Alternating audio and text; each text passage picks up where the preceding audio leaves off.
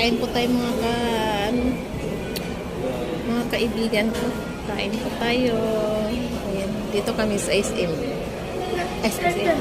Sa Marky pala. SM.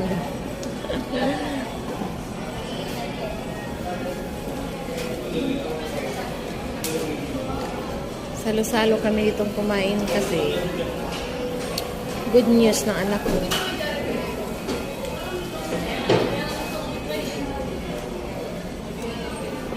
Parang nagsiselebrate lang kami dito. Inantay namin yung ninang niya, wala pa. Wala pa si Jeannie.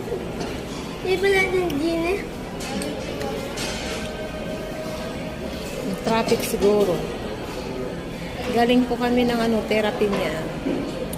So, may good news kasi nangyayari. So, masayang-masaya lang ako sa narinig ko, tsaka sa result.